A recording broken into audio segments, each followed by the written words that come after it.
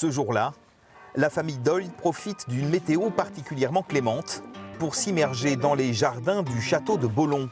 L'édifice, bâti au XVe siècle, recèle de nombreux trésors, dont le joyau se dévoile ici, au fond d'un sous-bois, les Fontaines Bleues.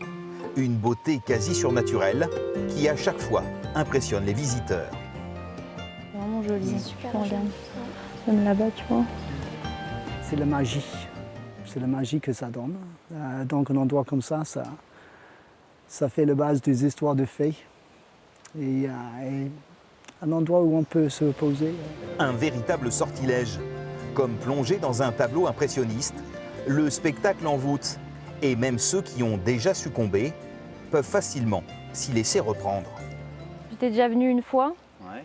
et quand j'étais plus petite, et c'est vrai que j'avais des très bons souvenirs de cet endroit. C'était avec le bleu.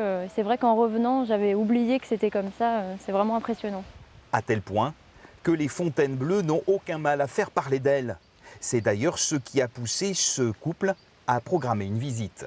On m'avait vraiment dit ça vaut le coup, il faut absolument y aller. Donc voilà, c'est fait et vraiment très, très agréablement surprise. Christian Thomas, lui, ne l'est plus surpris de voir défiler les visiteurs.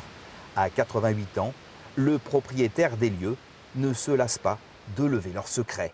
D'après les géologues, c'est un phénomène naturel qui s'est produit durant le premier millénaire. Donc il y a eu un bouleversement et qui a permis à une rivière souterraine qui vient du Massif central de surgir ici dans ce lieu magique et de créer évidemment ce site merveilleux. Un site au pouvoir magique qui pousse chaque visiteur des Fontaines Bleues à refaire un jour le voyage. Il ne faut pas venir ici, vous voyez, parce que après on se sent prisonnier, on a envie de revenir. Vous reviendrez, vous d'ailleurs, vraisemblablement.